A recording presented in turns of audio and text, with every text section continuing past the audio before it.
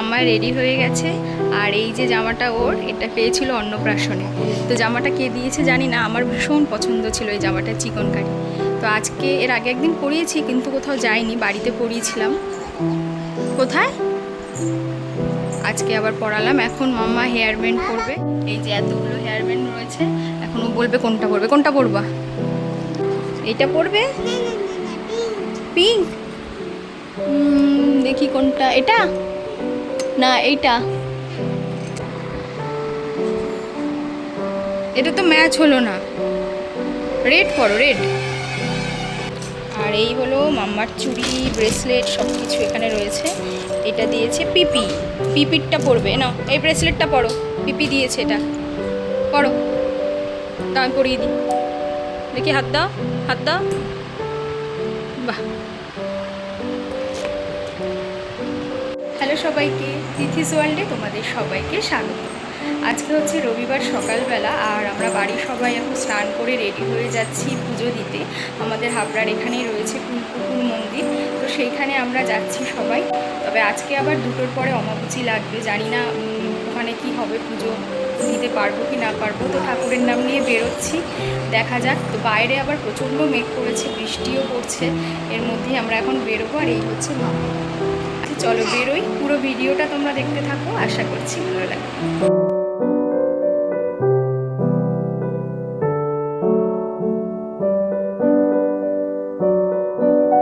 বাড়িতে থাকাকালীন এতটা বৃষ্টিও ছিল না। যেই না উঠলাম গাড়িতে আর গাড়িটা স্টার্ট দিল, সঙ্গে সঙ্গে চারিদিক অন্ধকার করে এসে মুষলধারায় বৃষ্টি শুরু হলো। তার সাথে চারিদিকটা একদম সাদা ধোঁয়ার মতন হয়ে গেল, আর সেই সঙ্গে সমান তালে চলছিল বিদ্যুৎ চমকানো।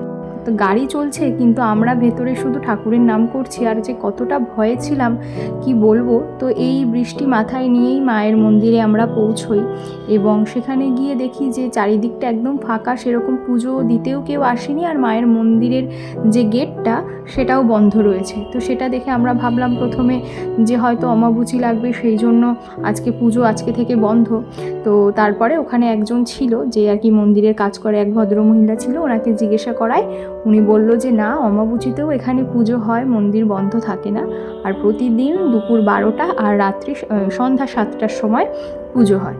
তো আমরা তো শুনে প্রথমে ভাবলাম এখন সবে 9:30 বাজে, আর 12টার সময় পুরোহিত আসবে পুজো দিতে, এতটা সময় কি করে কাটাবো। তো বাইরে তখনও বৃষ্টি হচ্ছিল, তারপরে ওই আধ ঘন্টা মতন পর থেকে বৃষ্টিটা একটু কমেছিল। আর এই যে মন্দিরের দেয়ালে পরে দেখতে পেলাম এই সমস্ত নিয়ম এখানে লেখাই রয়েছে, আর এইদিকে মায়ের কত রকমের রূপ আছে সেটা এই মন্দিরের দেয়ালে কিন্তু আঁকা এবং লেখাও ছিল। তো চলো বাকি মন্দিরটাও একটু ঘুরে দেখি, তার সাথে তোমাদেরকেও দেখাই। তো মায়ের যে মূর্তিটার যেখানে রাখা, সেটার তো গেটটা এখন বন্ধ রয়েছে, আর তার পাশে অনেকগুলো ঘর ছিল। তো মায়ের ঘরের পাশেই ছিল শিবলিঙ্গ একটা ঘরে, তার পাশে ছিল শিবেরই আর এক ধরনের মূর্তি, যেটা বললো মহাকাল বলে এই মূর্তিটাকে, যেটার চোখ আঁকা ছিল, একটু মানে অন্য টাইপের লাগলো, এরকম মূর্তি সাধারণত দেখা যায় না, বা পাথর। তারপরে ছিল মা মনসার একটা ঘর, আর শেষে ছিল নারায়ণশিলা। আর এই নারায়ণের মূর্তিটা নাকি এখানেই পুকুরে আর কি, পুকুর থেকে পাওয়া গেছে, এবং যখন পাওয়া গেছে একদম এরকম মূর্তি অবস্থাতেই পাওয়া গেছিলো, মানে যেরকম দেখছো চোখ নাক মুখ আঁকা এরকমই নাকি ছিল। আর জানো তো, এই মন্দিরে এতটা সময় থাকাতেই মনে হয় আমরা এত কিছু জানতে পেরেছি। এমনি শুনেছিলাম কম বেশি যে এখানকার মা প্রচণ্ড জাগ্রত, ভক্তরা মনে যা দুঃখ কষ্ট বা আশা নিয়ে এখানে আসে, মা কাউকেই খালি হাতে ফেরায় না, সবার মনস্কামনা পূরণ করে যদি মন থেকে মাকে ডাকা যায়। এবং অনেকেই এখানে মানসিক করে, যে যার জন্য দেখলাম দুদিকের দুটো গাছে প্রচুর ঢিল বাঁধা। তো মানসিক তো লোকে করে এবং সেগুলো পূরণও হয়। তার সাথে এখানে নাকি বিয়েও হয়, তার সাথে মুখে প্রসাদ হয়, আর প্রত্যেক অমাবস্যায় এখানে বড় করে পুজোও হয়, আর ভোগও হয়। তাছাড়াও এখানকার মা এতটাই জাগ্রত যে আশেপাশে যে স্থানীয় লোকেরা রয়েছে তারা অনেক অলৌকিক ঘটনা এখানে প্রায়শই দেখতে পায়। এবং মা এই মন্দিরে নিজেই নাকি বিরাজমান, রাতের দিকে অনেকেই কি বিভিন্ন রূপে মাকে এখানে দেখতে পায়। আর এই মন্দির প্রতিষ্ঠার পেছনে না একটা গল্পও আছে শুনলাম, যে এই মন্দির প্রতিষ্ঠার যে বংশধর যারা ছিল তারা কিন্তু বাংলাদেশের ছিল। ওখানে লেখা ছিল নটগ্রাম বলে একটা জায়গা। তো সেখান থেকে যখন দেশ ভাগ হয়েছিল, তো বাংলাদেশ থেকে তারা এই দেশে এসছে, তখন মা তাদের স্বপ্ন দেখিয়েছিল যে মাকেও যেন তারা এখানে নিয়ে আসে। তো সেই সময় তারা মাকে কথা দিয়েছিল এখানে এসে মায়ের মন্দির তারা তৈরি করবে। তখন মায়ের যে পুজোর ঘট এবং মাটি নিয়ে তারা এখানে আসে, এবং এই পুকুরটার পাশে একটা কুল গাছ ছিল বড়। তো সেই কুল গাছের নিচে তারা বিশ্রাম করতে বসেছিল। এইখানেই মায়ের ওই মাটি দিয়ে মূর্তি গড়ে একটা ছোটোখাটো চিলেকোঠার মন্দির তৈরি করেছিল। সেই থেকেই ওই কুল গাছের নাম অনুসারেই এই জায়গাটার নাম হয়েছিল কুলপুকুর। তবে কুল গাছটা কিন্তু এখন আর নেই, বহু যুগ আগে ছিল এক সময়। এই হচ্ছে মন্দির প্রতিষ্ঠার গল্প। আর ওখানে কিছুক্ষণ থাকাতে বুঝলাম যে রাস্তা দিয়ে যত মানুষ যাচ্ছে প্রত্যেকে ঘুরে একবার করে ঠাকুর প্রণাম করে যাচ্ছে।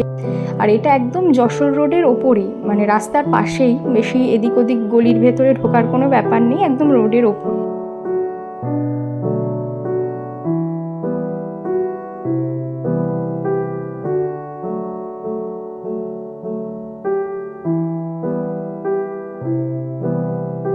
তো দেখো আস্তে আস্তে সময়টাও অনেক পার হয়ে গেছে, আর প্রায় 11:30 যখন বাজে, দু একজন করে করে অনেকেই কিন্তু পুজো দিতে চলে এসেছিল। তারা তো জানে এই সময়টা, তবে আমরা জানতাম না বলে অনেক আগে চলে এসেছি সকালে। তো এবার পুজোয় বসবে। প্রথমে নারায়ণশিলাটা পুজো হয়ে গেল, এবার মহাদেবের পুজো হয়ে তারপরে মায়ের পুজোয় বসবে। আর সকাল থেকে এসে তো মায়ের এই ঘরটা বন্ধই ছিল, কারণ মায়ের যত শরীরে গয়না রয়েছে, মুকুট রয়েছে এবং জিভটা পর্যন্ত সোনায় বাঁধানো, তার জন্য চারিদিকটা আটকানো ছিল বলে ভালো করে মায়ের মুখটা দেখতে পাইনি। তবে যখন গেটটা খুলেছে না, বিশ্বাস করবে না, গায়ে কাটা দিয়ে গেছিলো মায়ের মুখের দিকে তাকিয়ে।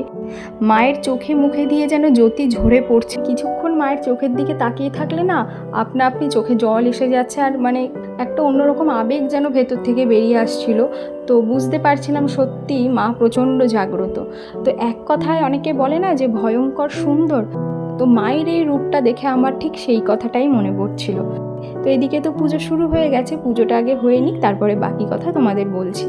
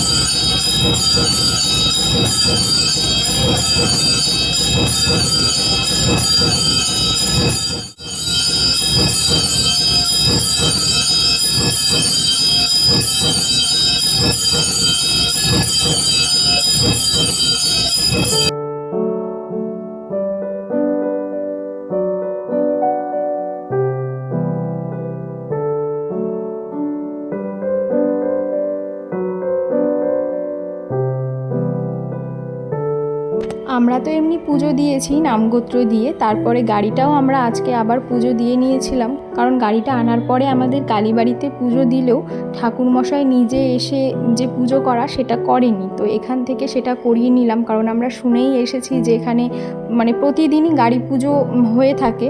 তো সেই জন্য দেখলাম আজকে উনি খুব সুন্দরভাবে অনেকটা সময় ধরে গাড়ি পুজো করেছে। তোমরা যদি কেউ মনে করো এখানে এসে গাড়ি পুজো দেবে, তাহলে এসেই না আগে একটা কুপন কাটতে লাগে। তো সেই কুপনটা কিছু টাকা দিয়ে কেটে রাখতে হবে, 101 টাকা দিয়েও কাটতে পারো, 51 টাকা দিয়েও কাটতে পারো। তো পুজো শেষ হয়ে গেলে পুরোহিতকে ওই কুপনটা দেখালে উনি গিয়ে গাড়ি পুজো করে দেবে, এই আর কি। সে 2 চাকা হোক, 4 চাকা হোক, কিংবা টোটো, অটো, ভ্যান, যাই হোক না কেন। তো খুব সুন্দরভাবে উনি আমাদের গাড়ি পুজো করে দিয়েছিল।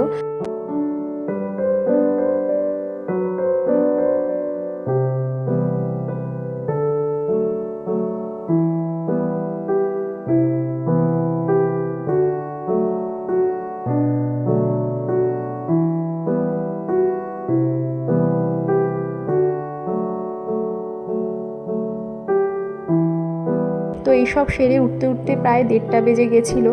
সারা সকাল থেকে মাম্মা এত দুষ্টুমি করেছে, এখনও ক্লান্ত হয়ে ঘুমিয়েও পড়েছিল। তো চলো এবার আমরা বাড়ির দিকে রওনা দেব, গিয়ে আবার তোমাদের সাথে দেখা হচ্ছে।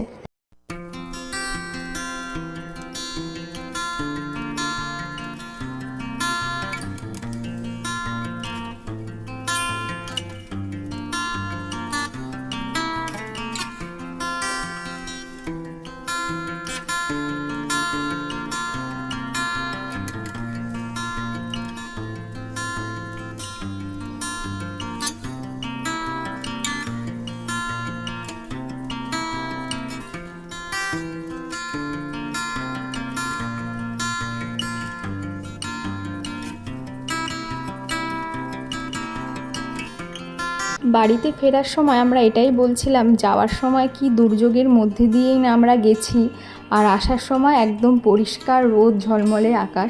তো দেখো এরপরে বাড়ি এসে মাম্মাকে তো সকালে স্নান করাইনি, অতটা সকালে আমরা করে গেছিলাম। তো এসে আগে মাম্মাকে স্নান করালাম, তারপরে আমিও আর একবার করে স্নান করে নিলাম। তারপরে এখন খাওয়া দাওয়াটা সারবো। আর সকালে না যাওয়ার সময় ওই ভাত, আলু সিদ্ধ, ডাল করে রেখে গেছিলাম। এখন মা এসে একটু পটল ভাজা আর করেছিল ডালের বড়া। তো চলো সবাই এখন দুপুরে খেয়ে নিই। আর জানো তো খেয়ে দিয়ে যে একটা কী লম্বা ঘুম দিয়েছি, মানে সকাল বিকেল দিন রাত আমার কোনো হুঁশই ছিল না। আর মাম্মাও আমার সাথে ঘুমিয়েছে, জানি না কেন হঠাৎ করে আজকে এত দুপুরে ঘুম হয়েছে। তো শোয়ার আগে এখানে দেখো ভেজা জামা কাপড় কিছু ছিল, সেগুলো এই ঘরটায় মেলে দিয়ে ফ্যানটা চালিয়ে দিয়েছিলাম। চলো আরও একটা জিনিস তোমাদের শুতে যাওয়ার আগে দেখাই। এই যে আমাদের পাশের মাঠটাতে দেখো 2-1টা দোকান কিন্তু বসে গেছে রথের মেলা। তো দেখে না খুব আনন্দ লাগছিল।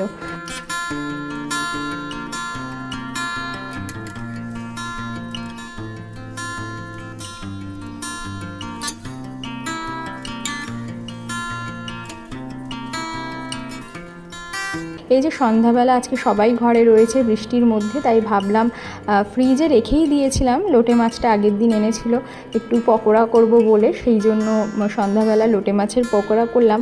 আর এই বৃষ্টির ওয়েদারে একদম পারফেক্ট একটা ডিনার আজকে সারলাম। মা সব রকম সবজি দিয়ে একদম পাতলা করে খিচুড়ি করেছিল, তার সাথে করেছিলাম আমি ডিমের মামলেট। এই দিয়ে আজকের দিনটা শেষ করলাম, আর ভিডিওটাও এখানেই শেষ করছি।